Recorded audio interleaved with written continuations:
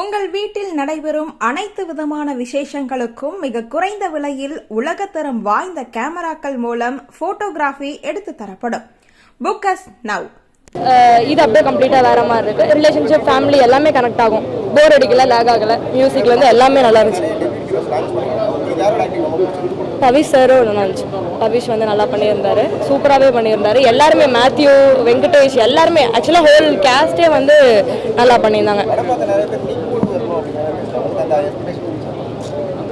வரும், கண்டிப்பாக வரும். நீக் 2 வரும்.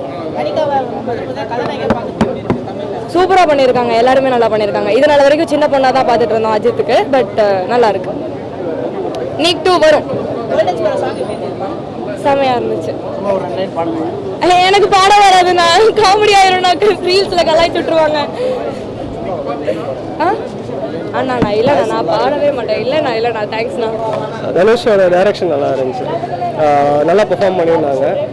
எல்லாருமே நல்லா பெர்ஃபார்ம் பண்ணியிருந்தாங்க. தனுஷோட டைரக்ஷனில் 3வது படம் சூப்பராகவே இருந்துச்சு, நல்லா பண்ணியிருந்தாங்க. ஜி பிரகாஷ் மியூசிக் நல்லா இருந்துச்சு, எல்லாமே என்ஜாய் பண்ணி கேட்குற மாதிரி இருந்துச்சு. ஆடியன்ஸும் நல்லா என்ஜாய் பண்ணாங்க. எஸ்பெஷலி கோல்டன் ஸ்பேரோ அண்ட் அந்த ஸ்டார்டிங் சாங் நல்லா இருந்துச்சுங்க.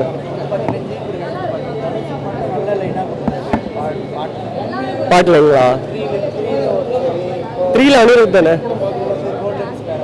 3ல அனிருத். இதில் இவர் ஜிவி பார்த்தீங்கன்னா முதல்ல இருந்தே அவர் நல்லா பண்ணிட்டு இருந்தார். அவரோட ஃபர்ஸ்ட் படத்துல இருந்தே அவர் நல்லா பெர்ஃபார்ம் பண்ணிட்டு இருந்தார்.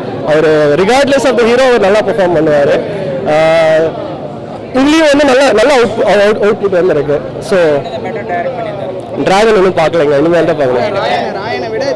ராயன் அது ஒரு டோட்டலி டிஃப்ரெண்டான ஜானர். அது ஒரு சீரியஸாக படம் ஃபுல்லாகவே சாங் கூட இருக்காது. இது ஒரு ராம்காம். ஸோ அதனால இந்த படத்துக்கு என்ன தேவையோ அந்த மாதிரி தான் பண்ணியிருந்தாங்க. என்ன விதமான எக்ஸ்ட்ரா ஆக்ஷன் சீக்வன்ஸ் இல்லாமல் தேவையில்லாமல் படம் டிவேட் ஆகாமல் கதைக்குள்ளேயே மூவ் ஆகிட்டே இருக்கும். ஸோ அதுவும் எனக்கு ரொம்ப பிடிச்சிருந்துச்சு. அவ்வளோதான்.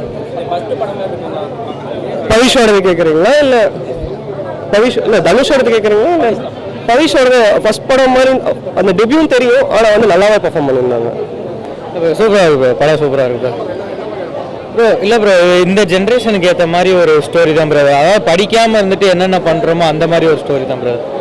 அந்த மாதிரி டிஃப்ரெண்ட்டாலாம் ஒன்றும் பெருசாக தெரில ப்ரோ. டிஃப்ரெண்ட்டாலாம் ஒன்றும் பெருசாக தெரில. புரியல.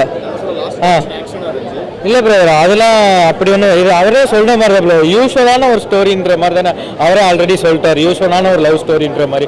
அதனால் பெருசாக எதுவும் தெரில ப்ரோ. யங் ஆக்டர்ஸ் எல்லாமே நல்லா பண்ணியிருக்காங்க ப்ரோ. அவர் பவினேஷ்லேருந்து அவங்க அனிகாலேருந்து எல்லாருமே நல்லா பண்ணியிருக்காங்க. இவங்களுக்குலாம் புது படம் மாதிரி தெரில பிரதர் ஆக்சுவலி. அது மாதிரி ஆமாம்.